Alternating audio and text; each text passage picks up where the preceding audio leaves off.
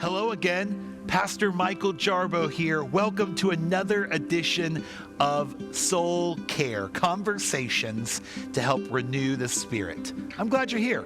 Check out today's episode. Well, hello again, and welcome to another edition of Soul Care. I'm Pastor Michael Jarbo, and today I have the privilege of being with my friend and being with a church member and also the chair of the church council, Miss Kelly Williams. Hello, Kelly. How are you this morning? Good, Michael. Thank you.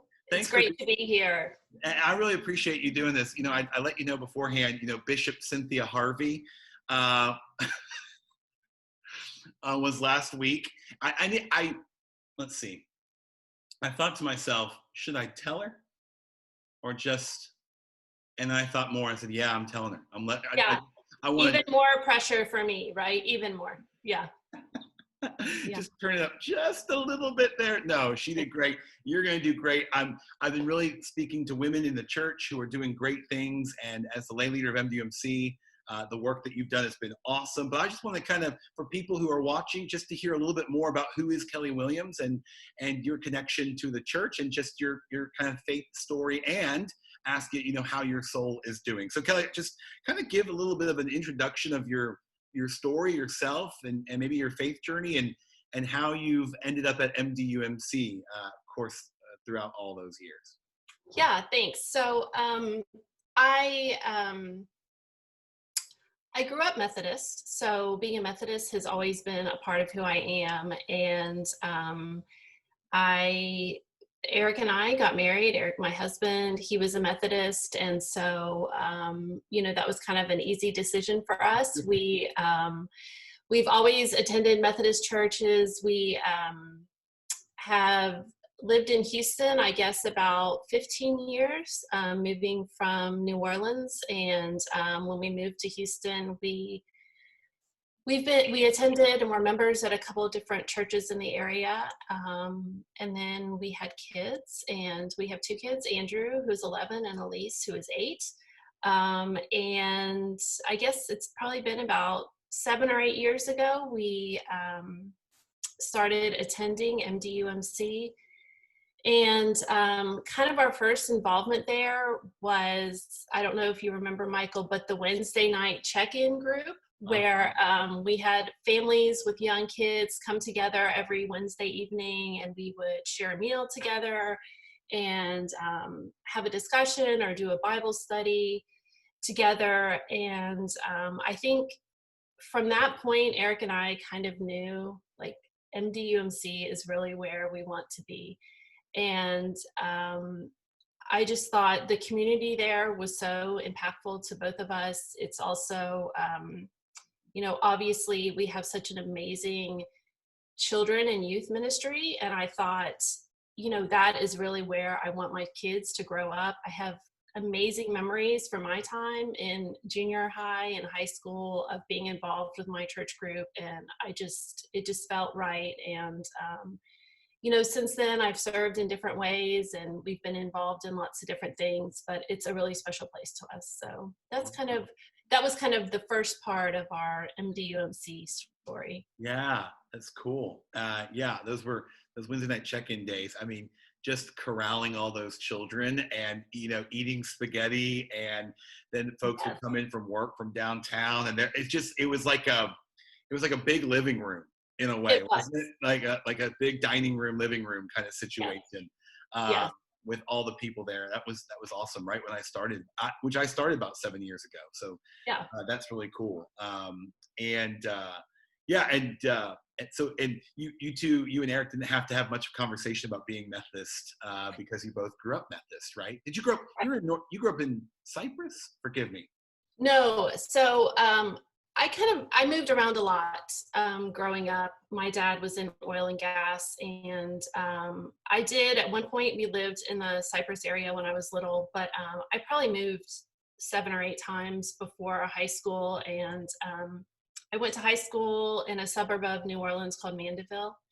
But, for me, growing up Methodist, my parents were always involved in the Methodist church wherever we were. And that was kind of like their in when we would move to a new area. I mean, they would find their group at church, and, we socialized with those families. And so, yeah, I guess that kind of really influenced me in growing up in the church. And yeah.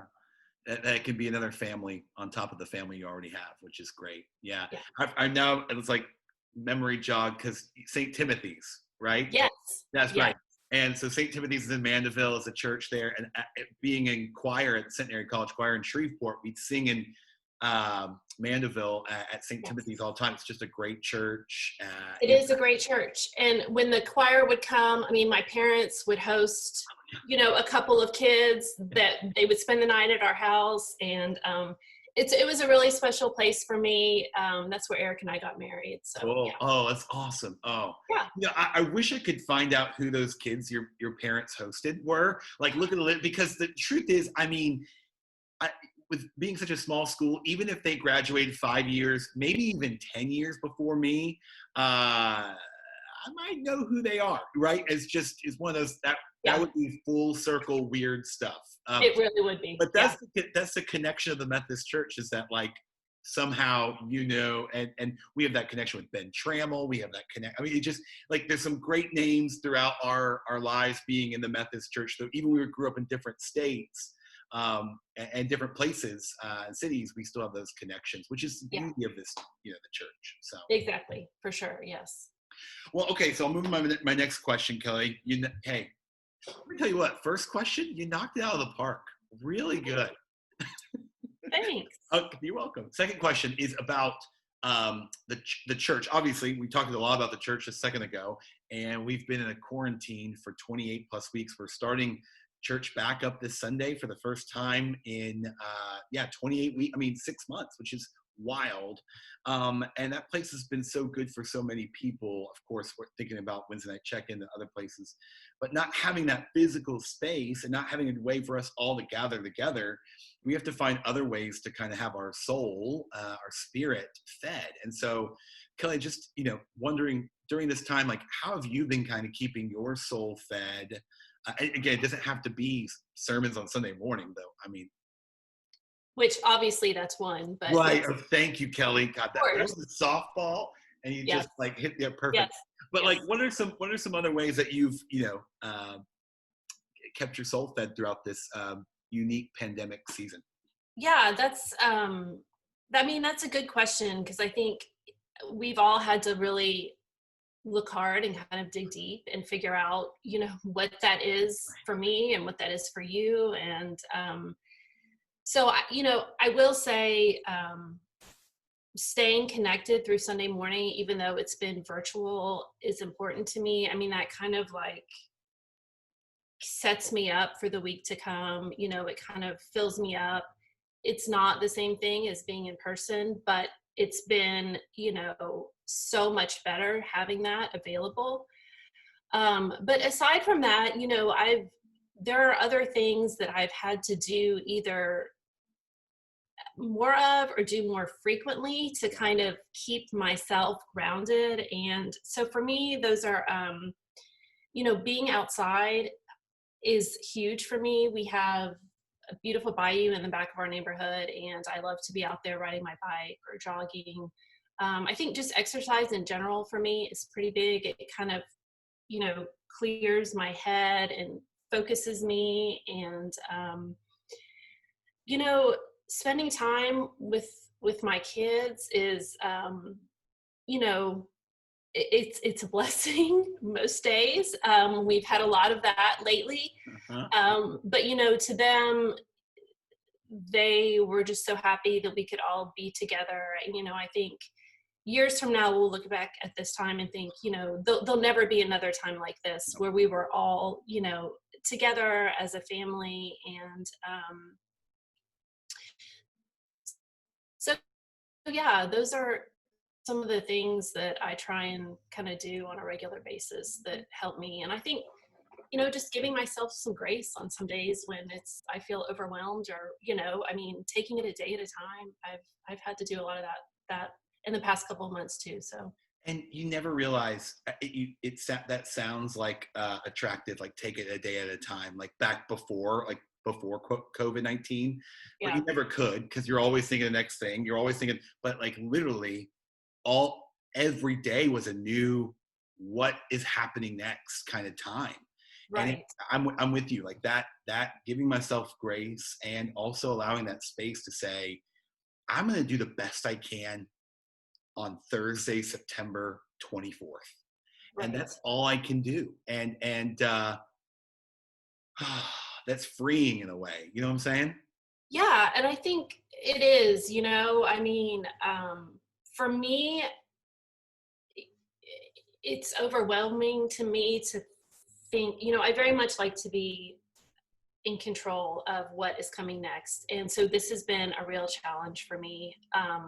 The unknown is hard for me. And so I think at some point over the summer, you and I were talking about this, and you said something like, there were lots of times when Jesus was alone and unafraid, and afraid, and he didn't know what was going to happen next. And so that kind of really, I remind myself of that, and day at a time. Day at a time. It kind of is somehow comforting to know that Jesus was afraid and alone too. It Right. really is, and I think, I really forget that, but No. he was the same, and felt the same things that we feel. And Right. yeah. That's good. Oh man, that's great perspective. Awesome. Well, I think that question actually leads in perfectly to the third question I want to talk to you about is just maybe go a little further or pick that a piece a little bit more. Like what, you know, I don't think a single person is leaving this season. And again, we're not leaving. We're right together. Remember, we are still in quarantine in many capacities, even though kids are back to school. We're trying to get into those rhythms. But reflecting back, what would you say? Maybe you talked about your kids. You've talked about Eric. You've talked about just being even being the chair of church council, right? During a pandemic, during a time of racial injustice flaring, a time of tension throughout our entire country. You're from my calculation, you're still going to be the chair of church council during an election season. Like there's a lot in our world that's just heavy, and you have to think about that in so many capacities, Kelly, as a mom, just as a woman, as a wife, as a lay church council lay leader. So like, what has this time taught you? I know it's hard to just like, oh, let me spit off in a few words. You could probably write a book. But maybe what are the highlights for you that you've sort of taken in from this time? Yeah, I mean, that's a tough question, but I think, a lot of people, this time last year, who would have ever thought that we are in the middle? I mean, it's really unfathomable what we have been through. And so I think, one thing it's taught me is that, we're all stronger than we think we are. I mean, we have been put in the middle of a lot of difficult situations. I mean, I think about, whether you're at work or in the church or with your kids, and you've had to make really, really difficult decisions these past several months. Like, is it okay to do that? Is it not? People have been affected by this pandemic in so many ways, and they've had to make really hard decisions, but we can do it. I mean, through the strength of God and asking for strength and for grace, and here we are. And it's really pretty amazing when you think about the challenges that have been put to us and how we've been tested. And I guess that's kind of what comes to my mind. Yeah. I just not many people, well, during those 11 weeks where I got the privilege to serve as acting senior pastor. Kelly, you with me? Oh no. Hello, Kelly? Can you hear me? I can hear you now. There it is. It's okay. During that time when I was acting senior pastor, you and I would kind of like call each other and be like, what? Right. What are we going to do? And Yeah. I was so thankful to have you by my side, and Greg Nelson Sr. and some of the leadership at the church, because you didn't, this was not a course in seminary. This was not something you studied when you were getting your degrees. Right. We all kind of had to go with it together, and to be, someone said, a lot of folks ask to be nimble in these times, but also agile. Mm-hmm. A word, like, because we had to just make quick decisions all the time, and that fatigue of making so many decisions Sure. just was wearing on both of us and all of us. And yet somehow, as you said, through the power of God, through God's Spirit, God was able to lead us and guide us into making the best decisions possible for our church. Do we make every perfect decision? Maybe not all perfect, but we did our best, and Sure. God was with us. And I just want to say you did a great job, and I think our whole team together did excellent to guide through, especially those first few months, the April, May, June, and saying no to Easter and no to Vacation Bible School and all those kind of end of the year school year events, just to have to like not even postpone, to close or think about, man, that was wild to have to do. And so yeah, and I think that's a good point when you said how we all had to come together and kind of make these decisions. I mean, it's kind of the irony of we all had to be apart from one another, yet in some way we came together and ended up being working closely together. And so I think that's good. That's kind of a bright spot, right? And in some ways it brought people together in a different way. But having those connections, pretty important. It's a must. Yeah. Okay, Kelly. So we always ask, before we get to the rapid 11 questions, we always ask just sort of a check-in question. John Wesley, the founder of Methodism, would always ask his fellow pastors, not the question, how are you doing right now, but how is it with your soul? And that's sort of how we got the namesake of Soul Care. And so just asking you, how is your soul today? And again, like you said earlier, Kelly, like I think it's day to day. For sure. I was going to say, it depends on the day. It depends on the time of day, right? Some parts of the day it's great, some not so much. It's up and down. Yeah. But, overall, I think now I'm in a much better place than I was in the beginning of this pandemic because, one, obviously there's some hope as we kind of see some things start to return to a little bit more normalcy. That gives me hope. But I think we've made it through, and I am so thankful that my family is healthy and my extended family. There's so really much to be thankful for that. Overall I feel really positive, and maybe today is just really particularly good day, or I don't know, but yeah. And it's okay for days to be good days and days to be tough days. And so awesome. Good. Very good. Very good. Very good. All right, Kelly, you've moved to the final part of Soul Care today, the rapid 11 questions. So I'm going to just ask these questions one by one. Okay. Take a sip of water, prepare your heart, prepare your mind. And scene. Yes. And here we go. Okay. All right. First question. Kelly, fill in the blank. Church is comforting to me. Okay, Kelly, question 2, you're called to be brave in a moment, but then kind of like in the back of your throat, you feel that real fear begin to grow. What's the first thing that you do? I say a prayer for strength, and I take a deep breath, and I just jump in. What's something that people often get wrong about you? Man, tough question.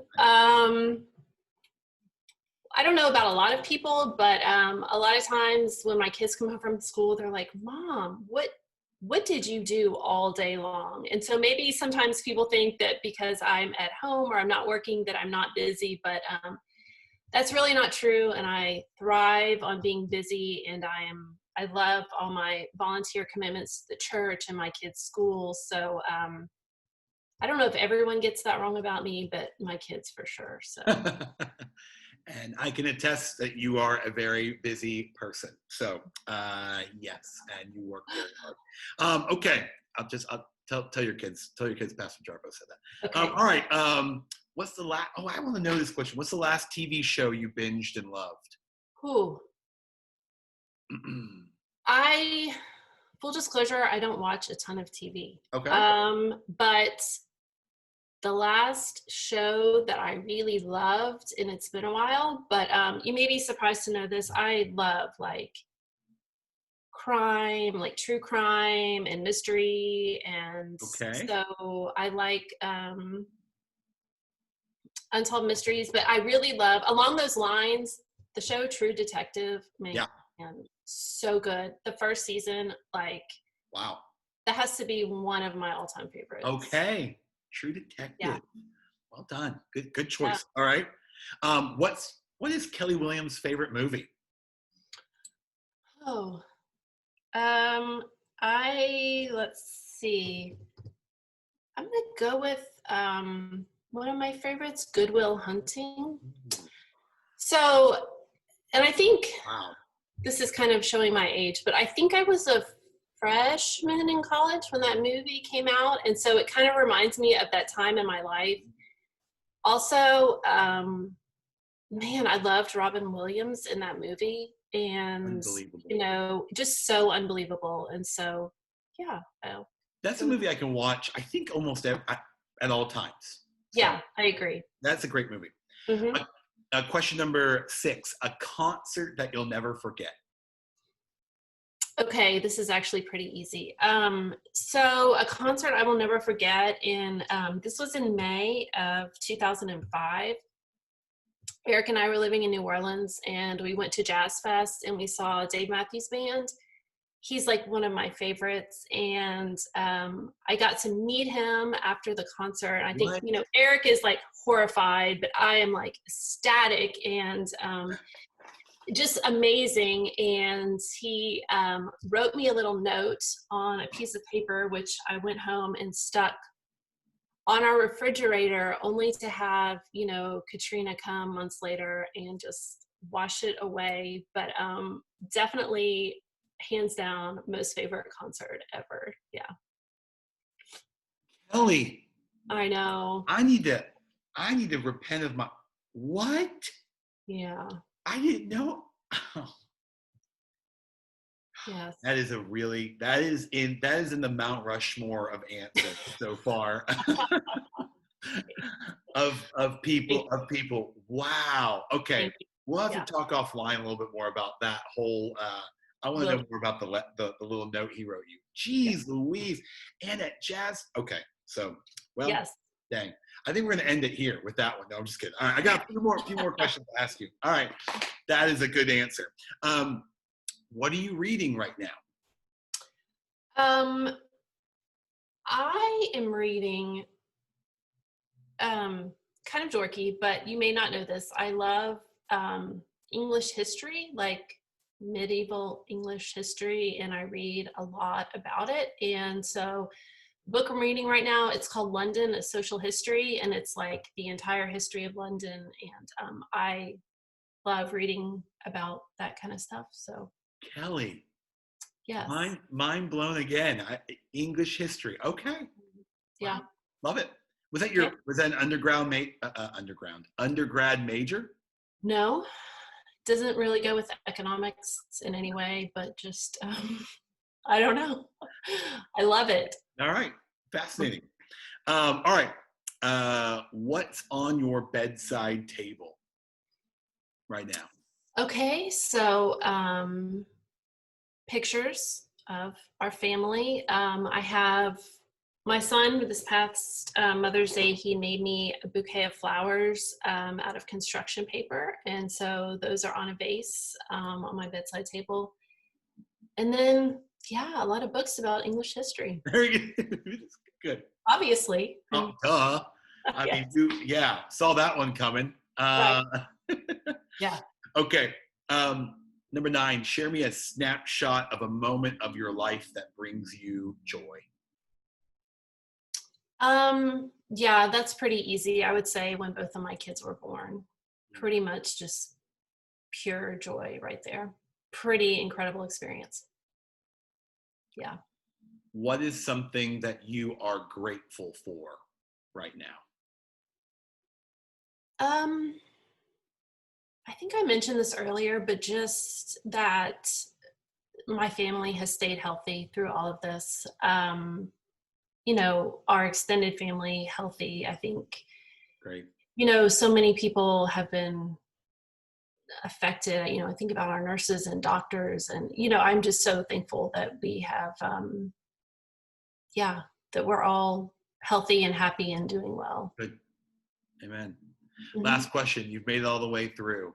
Mm-hmm. When your time here on earth is done, what do you hope is the first thing that God says to you when you reach heaven, Kelly Williams? Oh man, I think you're ending on like the hardest question. This will be really embarrassing if I get it wrong, but I think it's the verse in Matthew. I want to say, come on, the verse, well done, thy good and faithful servant. Let's call it Matthew. Feels right. Is it? I don't know. It's just Matthew on the side. I don't know, but that verse. No, yeah, that's just I think that's a good answer, and it is yeah.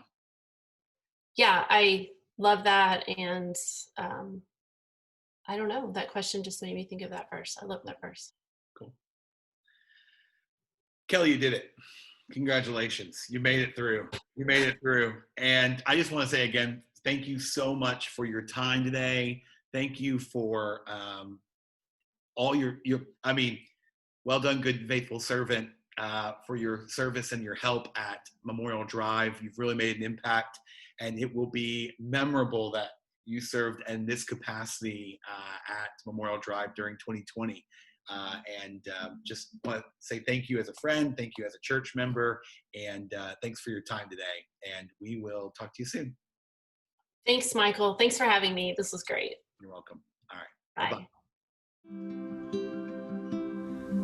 Thank you so much for checking out Soul Care. Join us again next week at noon on Friday. Have a great weekend. Bye.